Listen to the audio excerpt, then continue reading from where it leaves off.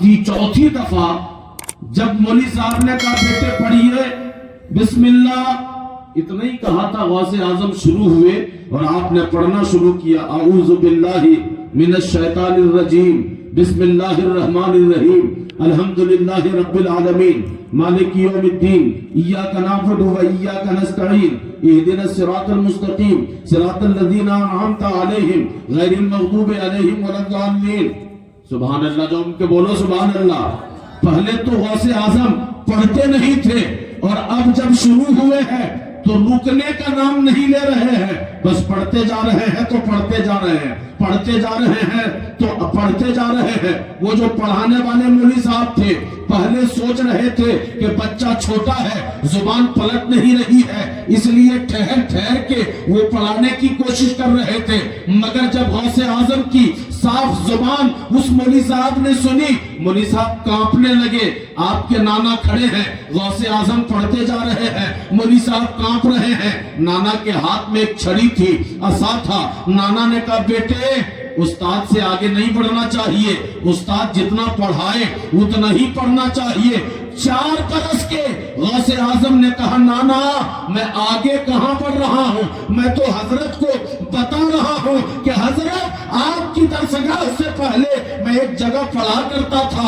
जब मैं माँ के पेट में था तो मैंने माँ के पेट में 16 पारा कुरान याद कर लिया है। हजरत अब नाना वहां से उठा के, माँ की गोद से उठा के अब आपके पास ले आए हैं। अब जब आपको अगर पढ़ाना है तो जहां तक मैं पढ़ चुका हूं आगे से मुझे पढ़ाइए। जब गौसे आजम ने यह बात कही, नाना के हाथ में छड़ी थी, नाना ने बस ऐसा उठा के कहा बेटे इतनी छोटी उम्र में इतनी बड़ी बड़ी बात नहीं किया करते। तो वहां पे हुआ, किसी के इबादत खाने को बंद किया गया, किसी पर जुल्म ढाया गया। 200 साल के बाद जब ईसाइयों के कब्जे में दोबारा आ गया तो 87 साल तक दोबारा ईसाइयों के कब्जे में रहा और 87 साल के बाद हालत ये हो गई। इस दरमियान में जो फलस्तीन में मुसलमान थे, एक बहुत अहम तारीख है, इसे समझने की जरूरत है और इससे हुजूर गौसे आजम और खानकाहे गौसिया की अजमत और मिशन भी समझ में आएगी। और आज के जमाने में मेरी तरह मुरीद और आज के जमाने के तरह पीरों के तरह पीर का भी मकाम और हैसियत समझ में आएगा। जब दोबारा उमर के जमाने के बाद ईसाइयों का कब्जा हुआ तो वहां जो मुसलमान थे, ईसाइयों ने मुसलमानों का बेदरेक कत्ल किया, खून बहाया और ये मुसलमान जिला वतन किए गए, इनके घर तबाह कर दिए गए। ये छोड़ छोड़ करके फलस्तीन से इराक जाने लगे और इराक में जिस जगह ने इन मजलूम मुसलमानों को अपनी खानकाह में जगह दी थी वो खानकाह थी खानकाह गौसिया, हुजूर गौसे आजम की खानकाह। खानकाह गौसे आजम में 50,000 मजलूमीन मौजूद हुआ करते थे। सुभान अल्लाह। और इन 50,000 मजलूमों के खाने का भी इंतजाम होता, उनकी तालीम का भी इंतजाम होता, उनकी तरबियत का भी इंतजाम होता। खानकाहों की अजमत समझो। गौसे आजम की खानकाह की शान क्या, सुभान अल्लाह। उनके भी मुरीद थे और मुरीद सुबह क़यामत तक जो भी मुरीद होगा, जिस सिलसिले में हो गए, ये सब गौसे आजम ही के मुरीद हैं। सुभान अल्लाह। मगर गौसे आजम ने अपनी ज़ाहिरी जिंदगी में जिस तरह अपने मुरीदों की तरबियत की थी, मैं पूछता हूँ आज के जमाने का आलिम, आज के जमाने का पीर कब अपने मुरीद का गरीबान पकड़ के कहेगा? आज जब कोई मुरीद परेशान होता है, जाते हो कि नहीं पीर साहब के पास? बोलो जाते हो कि नहीं? जाते हैं हम। हजरत जी कारोबार पहले ठीक था मगर अब जरा सा डगमगा गया है, हजरत कदम संभल नहीं पाता है, हजरत बड़ा परेशान रहते हैं, जहनी परेशानी है, जिस्मानी परेशानी है, माशी परेशानी है। और पीर साहब कहते हैं बेटा एक काम करना, तेरी परेशानी कुछ ज्यादा ही है, खानकाह चले आना।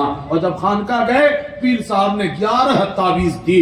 बोले बेटा एक तावीज गले में लटका लेना, एक तावीज बीवी को दे देना, एक तावीज घर के बाहर लगा देना, एक तावीज दरवाजे के अंदर लगा देना, एक तावीज वर्कशॉप में लगा देना। मैं कहता हूँ गौसे आजम ये सिर्फ पीर नहीं बल्कि पीरों के पीर है, सबसे बड़े पीर है। इनके एक मुरीद थे, गौसे आजम के मुरीद अपने पीर के पास आए, कहा हजरत जी कारोबार ठीक ठाक है, धंधा دھندا پانی ٹھیک ٹھاک چلتا ہے؟ حضرت جی کماتا بھی ٹھیک ہو، محنت میں کوئی کمی نہیں، مال آتا بھی خوب ہے، مگر حضرت پتا نہیں سارا مال کہاں چلا جاتا ہے، پورا گھر بے برکتی کا شکار ہو گیا ہے۔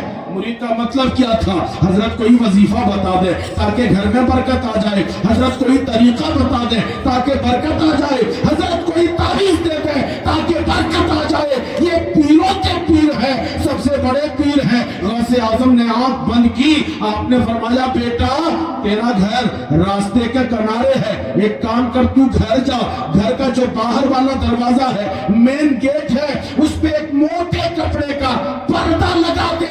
وہ وفادار مرید تھا، کوئی اعتراض نہیں کیا، لفافہ نہیں دکھایا، اٹھا چلا آیا، پیر کے حکم پر ایک موٹا کپڑا خریدا، پردہ لگا دیا۔ مہینہ دو مہینہ گزرا، وہی آدمی جو بے برکتی کا شکار تھا، اس کا گھر ان برکتوں سے بھر گیا، مشکلات دور ہو گئی، آدمی نے سکون کی سانس لی۔ اب اس کی ایک بے چینی بڑھی، یار میں تو غوث پاک کے پاس گیا تھا تعویذ لینے کے لیے، کوئی وظیفہ بتا دیتے، کوئی طریقہ بتا دیتے، مگر حضرت نے نہ کوئی وظیفہ بتایا، نہ طریقہ بتایا، نہ تعویذ دی، حضرت نے تو کپڑا لگوا دیا۔ آخر اس کپڑے میں کیا ہے، پردے میں کیا ہے؟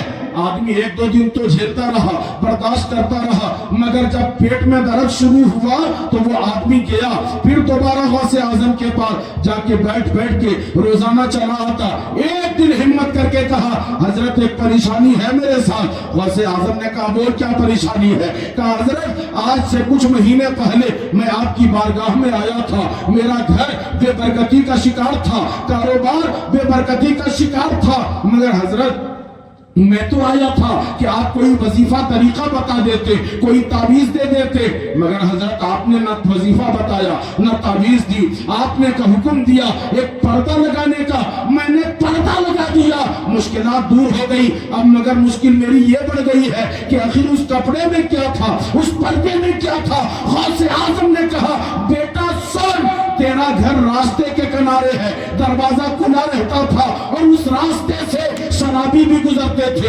زانی بھی گزرتے تھے، بے نمازی بھی گزرتے تھے، اور جب گزرنے والے بے نمازیوں کی نظر کھلے دروازے سے تیرے آنگن میں پڑتی تھی، شرابیوں کی نگاہ کھلے دروازے سے تیرے آنگن میں پڑتی تھی، تو تیرے کمائی کی برکتیں اٹھ جاتی تھی۔ پردہ لگا دیا گیا، اب وہ پردہ وہ بے برکتی کو روک دیتا ہے، وہ پردہ بد نظری سے تیرے گھر آنگن کو بچا رہا ہے۔ تو میں پوچھنا یہ چاہتا ہوں کہ کب ہمارے زمانے کے پیر صاحب کہیں گے کہ بیٹا اگر تو نماز نہیں پڑھے گا، تیرے بوڑھے ماں باپ تجھ سے راضی نہیں، تیرے بزرگ تجھ سے خوش نہیں ہے، نہ تیرا جہاں آنا کام آئے گا، نہ کسی مزار پہ جانا کام آئے گا، نہ کسی پیر کا ہاتھ پیر چومنا کام آئے گا، تیرا سب سے بڑا پیر تیرے بوڑھے ماں باپ ہے۔ تو گھر جا، پہلے اپنے بوڑھے ماں باپ کا ہاتھ پیر چوم لے، پھر میری خانقاہ میں آ کر میرے دست بوسی اور قدم بوسی کرنا۔ تب لوگ کہیں گے، تب میرے طرح مولوی لوگوں کو کہیں گے گریبان پکڑ کر، مگر یہ بھی حالات کی ستم ظریفی اور عالمیہ ہے کہ ہم نے مولویوں کو زر خرید سمجھ رکھا ہے۔ ہم تو 4000 دے کر اپنے محلے کے امام کو رگیدتے ہیں اور 30 دن ان کو رگیدتے رہتے ہیں، فاتحہ کے نام پر، قرآن خوانی کے نام پر ان کو رگیدتے ہیں۔ امام رکھو امام، اور بزرگوں سے غوث اعظم کے نام پر آپ نے پروگرام کیا ہے۔ غوث اعظم کی تعلیمات اور تربیت دیکھو۔ غوث اعظم نے اس زمانے میں جب مسلمانوں پر کٹھن وقت آیا تھا، 50,000 مظلوموں کو اپنی خانقاہ میں جگہ دی، لنگر سے 3 ٹائم کھانا کھلایا، بچوں کے پڑھنے کا انتظام کیا۔ غوث اعظم کی خانقاہ کا پڑھنے والا کردستان کا ایک نوجوان، جو ان کے بولو سبحان اللہ، پیار سے بولو، میں پڑھنے کی دعوت دیتا ہوں اکبر بابو۔ غوث اعظم کے مدرسے کا تعلیم یافتہ کردستان کا ایک نوجوان جس کا نام صلاح الدین ایوبی تھا، سبحان اللہ، کیا بات ہے۔ میں دعوت دیتا ہوں آپ پڑھ کے مجھے بتائیں کہ صلاح الدین ایوبی نے کس یونیورسٹی میں پڑھا تھا، کہاں اس نے تعلیم حاصل کی تھی۔ یہ فقر، یہ ہمت، یہ جہاد، یہ جوش، یہ جذبہ کہاں سے ملا تھا؟ آج تم پیروں کے پاس جاؤ اور پھر واپس آ جاؤ گے تو پھر اپنے پیر کی رسی لے کر کے اور پورے گاؤں کو تباہ کر دو گے, محلے کو تباہ کر دو گے. یہ تیرے پیر کی تعلیم ہے. وہ غوث اعظم ہیں جن کی تعلیم اور جن کا تعلیمات کا اثر یہ تھا کہ ان کے دسترخوان پہ سوکھی روٹی کھانے والا ایک نوجوان جب یہ جوان ہوا, جب مسلمانوں کے قبضے سے بیت المقدس نکل گیا اور پھر 87 سال تک عیسائیوں کے قبضے میں رہا. ایک دن یہ ایک عام سپاہی تھا, پہلے کسی بادشاہ کا بیٹا نہیں تھا, کوئی شہزادہ نہیں تھا, یہ ایک مسلمان جوان تھے کردستان کا.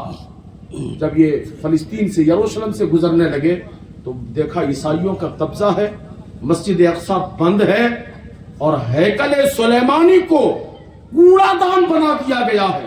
جو یہودیوں کے سب سے بابرکت جگہ ہے وہ کوڑا دان بنا دیا گیا ہے, وہاں پائخانہ کیا جاتا ہے. عیسائی پیشاب کرتے ہیں, کوڑا کرکٹ پھینکتے ہیں. صلاح الدین ایوبی کی آنکھوں سے آنسو نکلے. اس نے قسم کھایا کہ جب تک میں دوبارہ مسجد اقصی کا تالا کھول کر حضرت عمر کی بنائی ہوئی مسجد کے ممبر پر کھڑا ہو کر کے میں خطبہ لگا نہ لوں گا, خطبہ پڑھ نہ لوں گا, میں چین سے نہیں سو سکتا. ایک نوجوان نے قسم کھائی. آج دنیا میں 2 ارب سے زیادہ مسلمان ہیں, مگر ہم محض صرف دعا تک مسجد میں دعا کر کے تم فلسطین کے مرتے سسکتے بچوں کو بچا لو گے, مسجد اقصی کو تم بچا لو گے. یہ زنانہ دعائیں ہیں, یہ مردوں کی دعائیں نہیں, یہ بزرگوں کے در کے پروردہ ان کے غلاموں کی دعائیں نہیں ہیں. یہ تو اپنے سر پہ کفن باندھ کر وقت آنے پر میدان میں نکل جاتے ہیں. صلاح الدین ایوبی نے قسم کھائی, پروگرام بنایا اور ان کے پروگرام کے مطابق صرف 4 سال میں ان کو فلسطین پہ. حضرات زیادہ ٹائم نہیں ہو گیا میرا, تھوڑا جھوم کے بولیے سبحان اللہ. نہیں ہم لوگ کو حلہ کرنے کے ادھر ہے انتظام, ادھر پیچھے کھانے پینے کے جگہ پر ہمارے جو بھائی کھا پی چکے ہیں وہ سکون سے کھائیں. اب تو ہم لوگوں کے لیے بس کھانا ہی رہ گیا ہے. مسلمانوں کے پاس جہاں ان کے پاس پیسہ ہوا, مسلمان کے پاس یہ سب سے پہلا کام کرتے ہیں کھانے کا. پہلے تو دم بھر کے 5-7 سال تک اتنی بریانی کھائیں گے, اتنا کھائیں گے, اتنا ڈھک کر, اتنا سینہ والا کہ ان کا دماغ چربی سے بالکل موٹا ہو جائے گا. اور پھر جب اس سے فراغت پائیں گے, شوگر بڑھ چکا ہوگا, پریشر بڑھ چکا ہوگا, تب ان کا پروگرام ہوگا کہ ہم 3800 اسکوائر فیٹ کا بنگلہ بنائیں گے. اور پھر 3800 اسکوائر فیٹ کا بنگلہ